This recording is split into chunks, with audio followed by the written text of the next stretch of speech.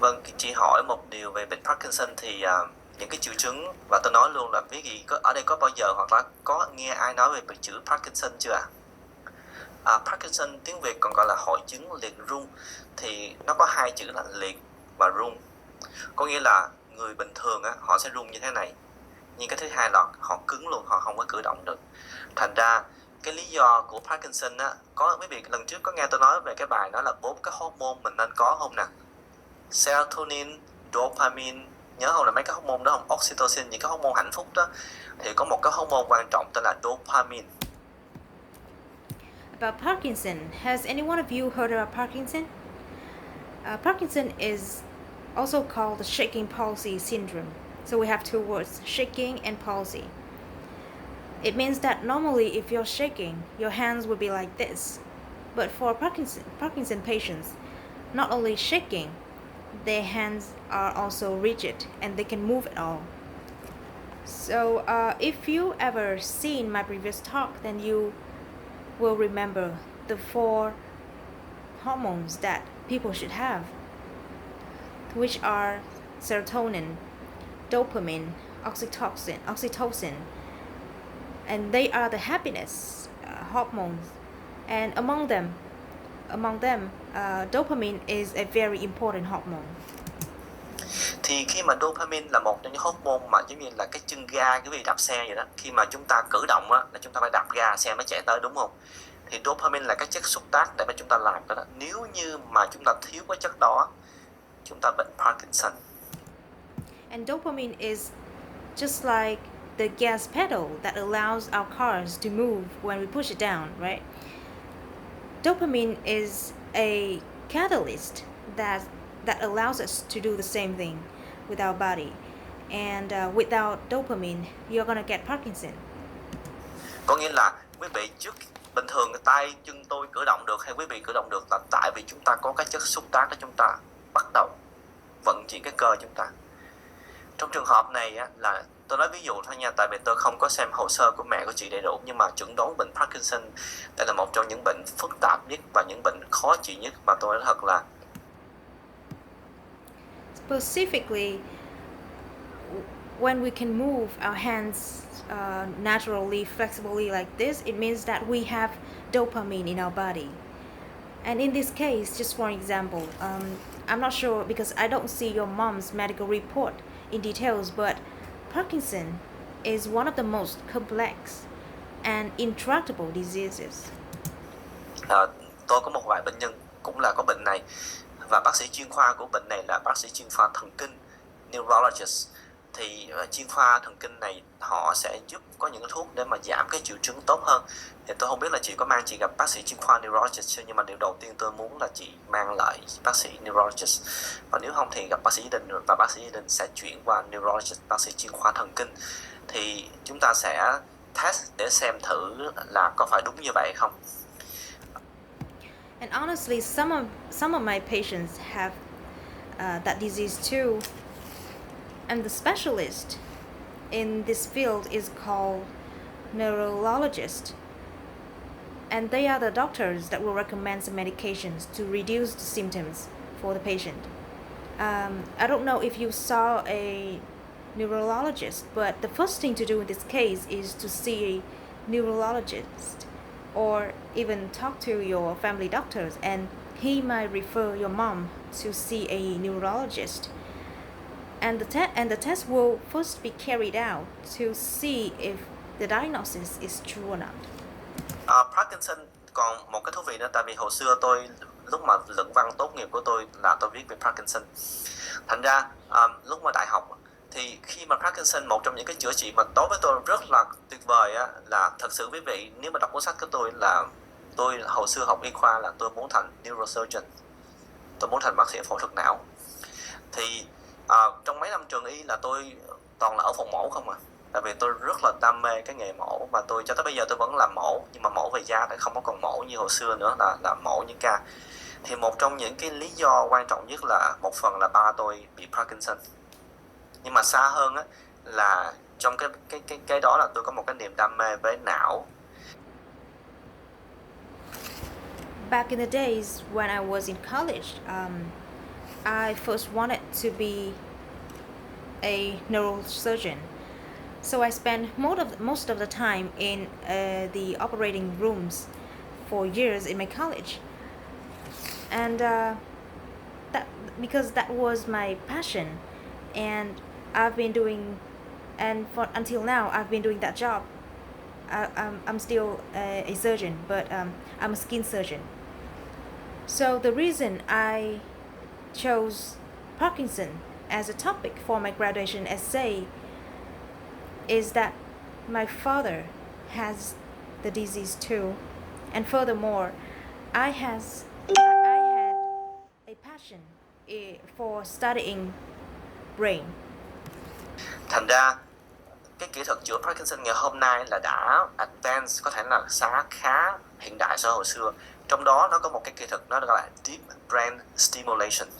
Không biết là quý vị tôi nói đây để quý vị hiểu hơn và chị có thể hiểu và hỏi về bác sĩ neurologist là chúng ta cấy hai cái que kim loại vô não chúng ta và đi thẳng vô cái phần thùy ở não giữa chúng ta, nơi mà sản sinh, và khi mà chúng ta cấy đưa như vậy thì chúng ta dùng điện, chúng ta kích thích cái vùng thùy não đó.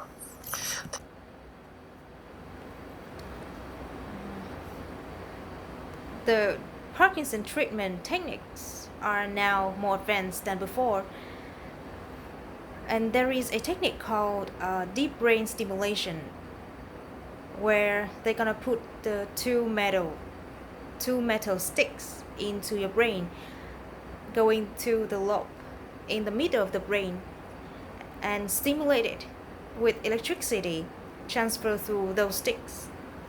Thì cái việc kích thích đó khiến cho cái chất dopamine đó nó được sản xuất nhiều hơn. Thì nó có những nghiên cứu cho thấy là bệnh Parkinson cải thiện khá là hữu hiệu với cái chữa trị này. So that stimulation allows more dopamine production, and according to research, Parkinson patients respond quite well with this kind of treatment method. Và ngày nay là những cái thuốc trị Parkinson nó cũng khá là advanced so với hồi xưa. Thành ra trở lại câu hỏi của chị là tôi nghĩ là đầu tiên nhất là phải gặp bác sĩ đúng chuyên khoa, và đó là neurologist, và tôi hy vọng là bác sĩ đó có thể hướng cái chị đi đúng hơn. And nowadays, Parkinson medication is more advanced than before as well. So to answer your question, I think that the first thing you need to do is to see the right specialist, so you're given a right guidance. Thank you. Rồi, cảm ơn quý vị nha. Cảm ơn bác sĩ. Dạ vâng ạ. Em chào bác sĩ. Nếu cái bệnh Parkinson đó thì nó từ đâu nó có và cái độ tuổi nào thì mình bị? Cái nguyên nhân của bệnh Parkinson thì nó có nhiều lý do chúng ta không biết. Nhưng một trong những lý do đầu tiên là một là chúng ta có thể bị đột quỵ, bị stroke, mà mini stroke thôi, nó khiến đến cái vùng não nó gọi là substantial nigra. Dịch ra tiếng Việt là cái phần não giữa, trong cái phần não chính của mình là chúng ta có cái bộ não phía trên như vậy, rồi cái não giữa kết nối lại rồi cuốn não, thì ở cái phần đó. Hello, doctor. Could you please let us know the causes and the average age to get Parkinson? Yeah, actually, about the causes of Parkinson, there are many of them that we don't know. But the first cause that I can tell you is stroke, or even mini stroke can injure our brain in an area called substantial nigra, and that is the middle part of the brain. We have a upper part of the brain, and then the middle part, and then the brainstem connecting to each other. Đó, những cái tế bào não sản sinh cái chất đó. Nếu như cái vùng đó nó bị tổn thương vì bất kỳ lý do nào nó không có sản xuất được nữa, thường là tế bào chết, thì dẫn tới bệnh Parkinson. Thì một là những cái bệnh mini stroke cũng có thể, hoặc là có nhiều lý do chúng ta không biết tại sao mà cái vùng đó nó lại mất đi. Và And that hormones is generated from the cells in that area. If this area is injured for any reason, then it cannot produce the hormones anymore, or the cells there are dead. So people will get Parkinson. To be short, mini stroke can be a cause for Parkinson, and there are a lot of the other reasons that we don't know as well. Cái chuẩn đoán Parkinson đầu tiên nhất là từ những cái tay chân chúng ta bị liệt rung, chúng ta đi lên chúng ta không có làm được như. Với thứ hai là vẽ cái chữ. Một trong những cái chẩn đoán quan trọng nhất là quý vị gọi người thân của mình viết tên ra. Mình nếu mà tên mà đọc không được á, khoan, tôi là bác sĩ tôi ký tên tôi đọc cũng không được nữa. Quý vị đừng có nói là tôi bị Parkinson nha. Nhưng ý tôi nói là cái người bệnh Parkinson họ viết chữ mình đọc không có được.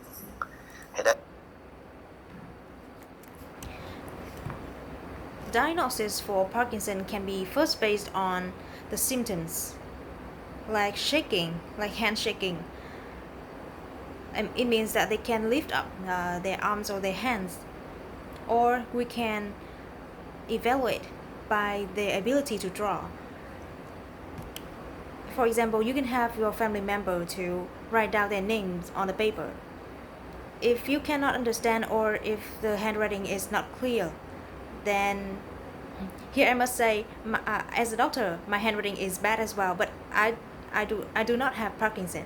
So don't say that I got Parkinson, right? So it means that we can base on the handwriting to evaluate if the patient has Parkinson or not. Đây là một trong những cái quan trọng nhất. Thành ra quý vị nếu mà muốn ngăn ngừa bệnh Parkinson nhớ tập viết tay, tại viết chữ thấy được. Thì đó là cái thứ hai là cái tay họ cứng lắm, họ không có thoải mái như tay của quý vị. Và cái lý do bệnh như tôi giải thích với chị là chúng ta phần lớn là không biết tại sao, và cho tới bây giờ là và vẫn thật sự có nhiều bệnh bây giờ là